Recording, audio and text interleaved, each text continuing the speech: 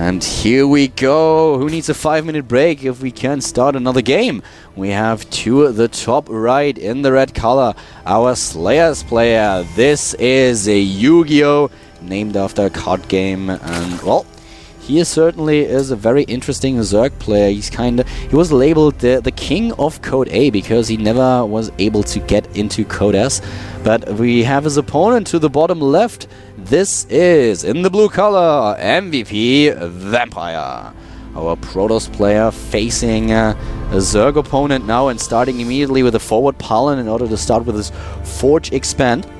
So let's see what YugiOh is going to do here. Is he relying on a standard game, or what is he up to? Daybreak is historically a map that evolves around the Protoss player trying to take down the third of the Zerg. This is what usually happens. Zerg takes an early third base, Protoss, being on 2 bases, decides to, okay, do I take him down, do I go for a 2-base push, or do I just try to take a third base? Which is not that easy to pull off, but here's already the pool, and you can see that we have a 12 pool timing. So this is not the usual pool timing that you see with a 14 pool, and the question that we now have is if Vampire actually knows this. There are a lot of Protoss players still out there who can't who cannot really judge if there is going to be a 12 or 14 pool. They kind of mistake the timings, and this can cause huge upsets if they try to be a little bit too greedy. But with a 12 pool, what Vampire, or what YugiOh basically does, he forces his opponent to start with a wall in before he starts with the Nexus. He doesn't lose too much economy, but if Vampire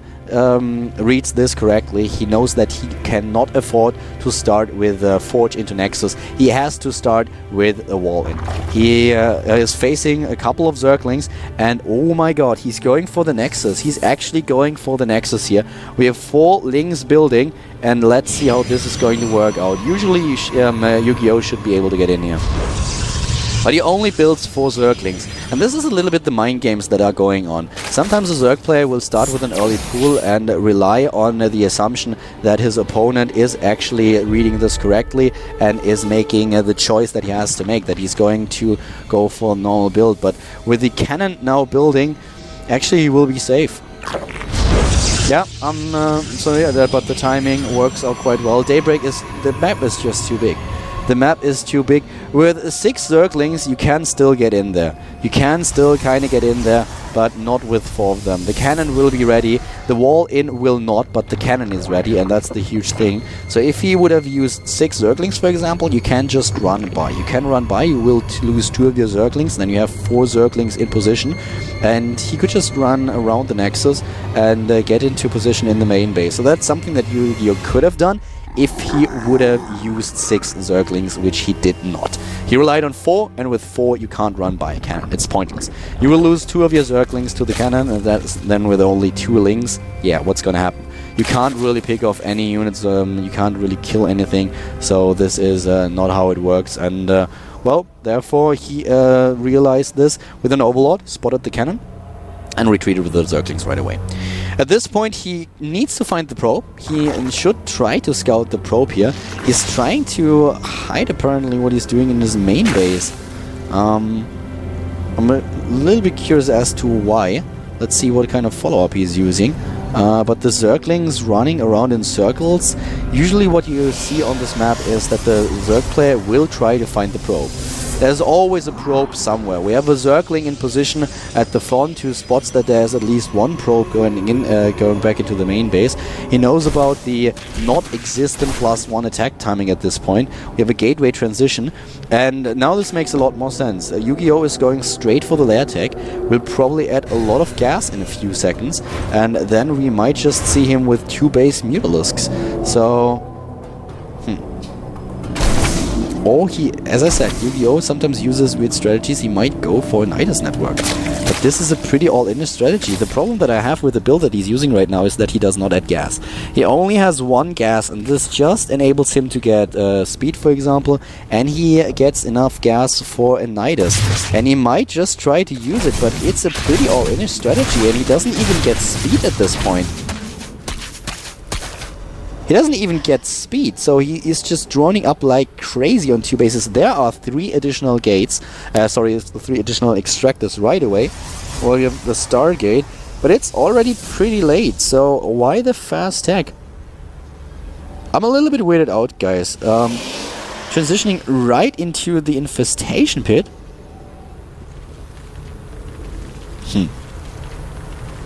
Super fast hive. The thing is, if you get the gas this late, as he does right now, you can't really... You get your tech, you get the infestation pit, but you don't really have the resources to make the use of it right away. You can, as you can see, for example, at his income tab right now, at his resource tab, he has 300 gas, so he will be able to start with pathogen glands. Remember, he does not have the speed, so he would have to research speed as well. Pathogen glands is started, but he will need a little bit more time in order to get all these upgrades. And it's so weird to me to see that he does not get speed at all. He is not getting the roach burn, he's not getting speed. Finally, speed started, but this is a little bit late. I like that he has an overlord at the position at the third base of the Protoss player, spreading creep already. This is a really nice decision. And there we have the infestors. This is just an unusual style that he's playing. We don't see this too often, especially on a map like Daybreak. As mentioned earlier, the Zerg usually takes the third base very early on this map, and the Protoss player has to decide of what to do. But now the Void Ray arrives at the hatch that is just building, and he does not really have anything in order to defend against this. If the Queen moves out like this, it will probably just die. And, well, he needs to cancel. He is already charging up. He does not really have to retreat here. Charge of Void Ray is winning against the Queen without no problem at all. So he's luring the Queen away from the creep, but the second one is trying to join. But he does not he doesn't get this. This is not gonna work. Okay, so let's see. We have harvester count 50 to 56. 8 additional drones are being built, and it's just the timing that YugiOh is using on the strategy. He is getting so many drones right now. Guys, he's getting 10 at a time. He has 63 harvesters against 52. 3 infestors using 2 additional ones. He really loves this infestor plan, apparently. He really likes this. He's getting a few of spine crawlers as well. And I would have loved to see Vampire attack against this. If Vampire would have realized what's happening, I'm sure that he would have tried to put up a little bit of pressure, and I'm so curious if this would have worked. Speed is done right now. He is relying on this Ling Infestor play. A third base is coming up for Vampire. It's something that YugiOh already knows because his Overlord has been killed. And, well, we have a Fleet Beacon. He's going for the Fleet Beacon. What is happening in this game? Fleet Beacon, and also starting with the Twilight Council right away to get the +2 upgrades. But what does he want to do with the Fleet Beacon? He doesn't have any... He has 1 Void Ray. This is just insane. I have watched thousands of Protoss versus Zerg, but these builds are really, really weird. I might miss something. Guys, enlighten me. If I'm really, if I'm really completely stupid here, then enlighten me. But this game, there's the this is what I talked about. This is the very, very fast hive tech that he's going for at the 12-minute mark and going for the Spire. Now it finally starts to make a little bit of sense. So going straight for the infestors, waiting a bit and getting a few units out there in the third base so that he is at least able to defend against what his opponent is doing. And now the Fleet Beacon enables obviously Vampire to get a mothership as well, and we have the Twilight tech with Blink. So this is like both guys like tagging like crazy. The mothership at the 12:30 minute mark is already building. Now this game is just really, really weird. It's pretty funny. We have such a fast tech for both of them, and this is kind of unbelievable. I really want to see how this is going to work out. This is one of the fastest hive techs that I've seen in quite a while. There have been faster ones, but this is really, really something. And especially with the infestor count that he has at this point, 8 infestors already. Spire tech will be ready just to start the Greater Spire in time, but the mothership will already be out while we have the robotic space starting for Vampire. And this is there's a fight in the middle going on. Well, it's not really a fight, it's just a little bit of an attack, but force fields being used. We don't have it on screen just yet. There it is. And this is a huge gateway army with 6970 supply for YugiOh, for Vampire against YugiOh's 40. The mothership is nearly done, and a nice task force with 2 Void Rays and an Observer trying to kill some of these creep tumors. And, well, Neural Parasite, 10 Spine Crawlers, Greater Spire, and is still 77 Harvesters. This game is just so weird. It's one of the most passive PvZs that I've seen in quite a while. Usually you have a lot of aggression going on, but both players are just content to stay on their 3 bases and try to max out on supply. And this is just weird. With a Neural Parasite, if he gets into a good position, he can just Neural Parasite the Mothership and use the energy for Vortex on his own. Greater Spire is done now. We have 6 Corruptors and we will see Broodlords in just a few seconds. 3 bases for the Protoss. Getting a 4th now is something that we see very, well, only occasionally, especially against Zerg. You can try to stay ahead in your base count, but this is not happening here. He is 4 bases against 3, and YugiOh is banking a lot on this army composition that he's using at this point. And he has a very strong army, don't get me wrong, but I'm not quite sure if he's really able to support this on 3 bases. If you lose your army, then suddenly you have a huge problem, and just the upgrades for his opponent are already looking pretty strong. 1-1 getting +2 attack.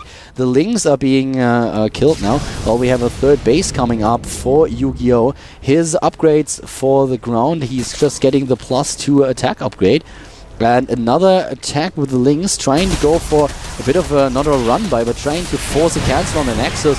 With all these Stalkers in position, it's not gonna happen.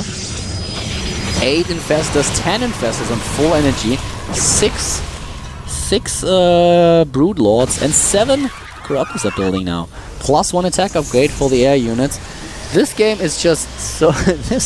This is a typical YugiOh game, to tell you the truth. This is exactly what I expect from YugiOh, a game where I just sit there and I'm like, okay, this is something that I don't usually observe in this matchup. Archons are being warped in now, of course, for the Archon-Toilet. At the same time, the Colossus Extended Thermal Lens upgrade is done. And Vampire uses this timing in order to move out and take down the 4th. The Spinecrawlers are in position. And YugiOh, he's going to fight. The first Vortex is being used. But the Mothership is being attacked here. He needs to be very, very careful. He's taking down the Mothership. The Mothership is already gone. The Archon-Toilet is in position, but is it going to be enough? There we go. And immediately YugiOh losing few of his supply. There are no Neural Parasites at this point, but a few Banelings connected.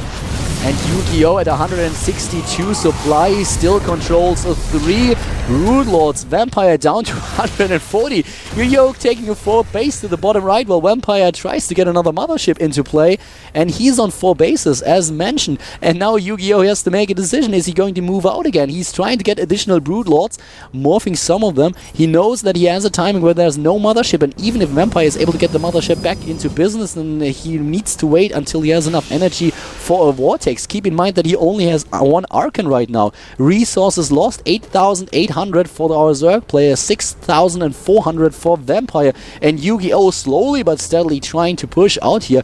The Colossus count is now hitting, well, he's basically getting the 2nd one out now. He lost a few in the last engagement, and I like that he's getting those 5 Queens with his army. Those will help him in order to take down the Void Rays and the Colossi. At the same time, also being able to use Transfuse is a very huge deal.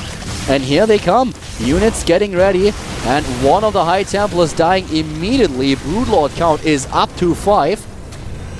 Not really a huge count, but the 4th base is being attacked right now. The 4th of YugiOh has just been spotted at the bottom right. And what exactly did he send over there? We have 1 Zealot trying to take down a few of the drones, actually taking down a lot of them. Already 3 kills, but this base is what it evolved around now. The 4th base, and here we go.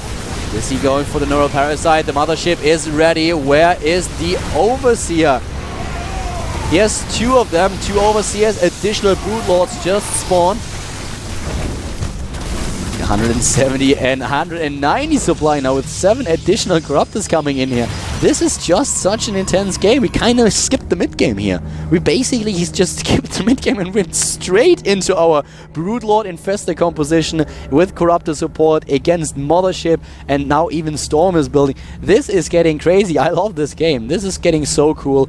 They are completely skipping the mid game. They're like, you know what, let's just skip the part where you try to take down my third base. I will take the third a little bit later. And Vampire agreeing to it. They say, okay, that's sweet. So I would start with the mothership straight away in my fleet beacon transition. And YugiOh is like, yeah, that's fine, of course. Yeah, just go for it. Needs to be really careful. Nice. The Infestor is not running in there. He knows that the Protoss army has right of way at this point. And here we have Vampire going for the fourth base. And YugiOh, you have to be very careful. He has Banelings, no speed by the way. They are not rolling. These Banelings are not rolling. And the Mothership is dead once again, using another fungal, not fungal, yeah, it would be too nice. No, he's using obviously the Vortex, but a bit too late. He needs to build another one. Mothership number 3 is now in production. Storm is done. Guys, this game is so weird. Nice bank for Vampire. 4 bases against 4, and YugiOh just not in a position where he can really attack. He needs to make sure that he gets the upgrades, and he needs to dodge these Vortex. He's actually doing a very nice job when he comes down and taking down these motherships.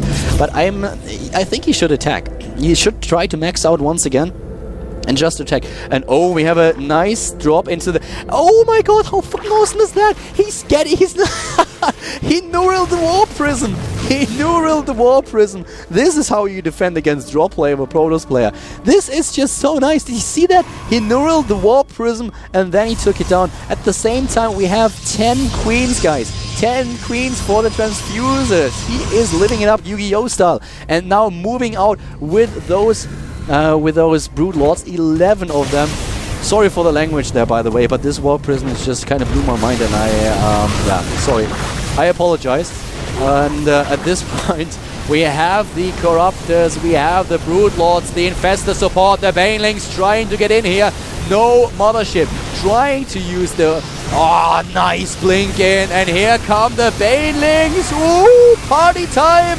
But YugiOh losing a ton of his Brood Lords. He still has a few in position, and mass transfuse. The Queens are super transfusing, but the Brood Lords, there is nothing to support them anymore. There is nothing to support them. This blink was brilliant by Vampire. He's doing so much damage. He still has 22 Stalkers left. They are upgraded on 3 shields and 2 attack. And YugiOh is kind of struggling here. He was able to even out the supply once again, but the Mothership is back to business and we don't have any Corruptors. He needs to get additional Corruptors, and I don't quite get why YugiOh is not getting the speed upgrade for his Baneling. I think he kind of... Finally, there it is! He's getting it right now, a little bit too late. The Banelings could have done so much more damage, and just look at the minimap, how Vampire is expanding everywhere. We have another base, a 5th one for both of these players. The Harvester count is 63 to 66, and now Vampire trying to attack the 4th, and still so many Queen for the Transfusers. Spine Crawlers moving everywhere, and just a bit of a stalemate, but Vampire, with all these resources that he has banked up, can warp in additional units, and he still has 1,500 minerals, 180 supply against 163. More upgrades coming up for YugiOh, who tries to get additional Infestors. He's already at 8, getting another 2, another Scout at the 5th base. This game is just completely spiraling. We control double Spire now, getting the 2nd Spire so that he can start with the double upgrades. And this is just madness. This is Sparta style. YugiOh going crazy here, going for the double upgrades for his heir, and I don't really know why. Why would you get the double Spire if you already researched the +3 attack upgrade? This doesn't make any sense whatsoever. This is completely... This makes no sense. Because you already have the 3rd upgrade, so you can't research another one. You can only research the armor upgrades. I might be missing something here, but this is just completely useless what he's doing at this point. I'm still excited about it. We have +1 shields now for Vampire. He has +3/+3, and YugiOh just thought it would be a good idea to get another Spire. He didn't lose his Greater Spire because he's researching an upgrade in it right now, so why get the 2nd one? This makes no sense whatsoever. It's just because he can. It's because he can pull it off, but he needs to be more careful. Look at how much resources Vampire is banking up now. 3,000 minerals, 1,300 gas. And let's just have a quick look at his gateways. He has... Does he have any additional ones? Oh yes, he has a ton. He has 14 gateways, 16 gateways right now. 16 gateways, so he can warp in a ton of units. More banelings are morphing at this point. Obviously, how much High Templars do we have for the storms? There are 4 of them. The mothership will be attacked by 7. No? Where are my Corruptors? Only 1 Corruptor left as he's morphing 5 additional Broodlords. Not quite sure if I agree with this. He needs something against the mothership. He's basically now relying on his infestors to use the Neural Parasite. He's banking his hopes on a Neural Parasite here, and of course if he's able to pull it off, that will help him quite a lot. And now YugiOh has the double Spire and he's researching 1 upgrade. Yes, he's researching the first armor upgrade. And why? Because he already has maxed out attack upgrades. Another base being taken here. A 6th base for YugiOh. Stalker is trying to do some damage here. Oh, baiting a few of these banelings into being more aggressive. 21 banelings, by the way. And this is a little bit like a stalemate right here. Both players have their chess pieces on the map, and well, the only problem that they have is they really don't want to try to take the initiative right here because they are afraid of getting into a position. For example, YugiOh doesn't want to get at the Vortex here if there's an Archcontroller that might win Vampire the game immediately. But for Vampire, it's a bit of a problem to attack in one of those choke points, especially with all these Broodlords being around. And he is just happy to take another base. He knows already that with the economy that he has at this point, he will have a huge pack. He has 6,000 minerals and nearly 3,000 gas. You can already see how this is not really working for YugiOh at all. Vampire can just add additional gates and just resupply. And look at these banelings streaming in and not doing any damage at all. Well, a little bit, but it's what was not worth it. Both of them still at the same supply. And where is the... He needs to get the mothership. He needs to get the mothership, but the mothership in a nice position here has another Vortex, and there it is. Oh, nice split. The Archons are trying to get in there, but a magnificent fungal, and he's taking them down. There are so many Broodlords still available. Is he able to get the fungals? He is. Vampire is dropping in supply. This one Archon doesn't do anything. Nice transfuses. This is a brilliant play by YugiOh. This is working so well, but Vampire is warping in 14 additional Stalkers. But look at YugiOh and his army composition. He has 10 infestors still left. They can use the fungals, and this is exactly what he's going to do. He's chasing down his opponent's army. The Stalkers are attacked now. They are fungled, and now YugiOh, he kind of needs to attack. He needs to do some damage here. Broodlords everywhere. Those 2 Vortex didn't do anything at all. He was going for the Archon toilet, but a beautiful fungal prevented the Archons from actually getting into the Vortex. So right now, YugiOh is on the move. He's trying to take down his opponent. We have Stealths being warped in a few Stalkers as well, but there are just Broodlords everywhere. Of course, also the Infestors. The count is still at 6. He can use the fungals. And another beautiful fungal. Only a few Stalkers trying to be aggressive here. GG with 3,000 minerals and 2,000 gas. Vampire has to leave the game. The unit control of YugiOh impeccable here. And he takes the game on Daybreak. He takes the 1-0 lead. Wow, what a great game. Really entertaining match between the 2 of them. We have a fair point on Twitter by Mark Beat On. Well, I don't really agree with it. The second Spire, in his opinion, is extremely useful in case Vampire drops at the first and takes it out.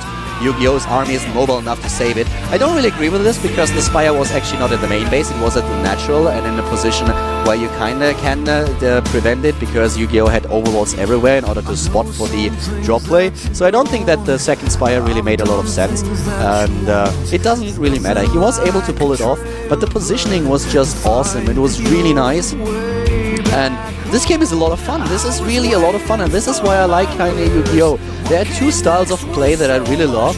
It's if you have like high-level gamers that don't do any mistakes, they really play an amazing match with all these standard styles and use everything that their race has to offer. And on the other hand, you have players like YugiOh who might not be on the same level as a Leanor, as a July, for example, or an ST, but they just show very interesting strategies. They have different approaches to the game and are just using a little bit. This is one of the reasons why TLO, for example, is so popular, because he is not only relying on the standard style and on the proper way to play the game, but also trying to be a little bit of a surprise to his opponent, just using strategies that he might not have encountered yet and using a different approach to the game. I really like this. Is so entertaining.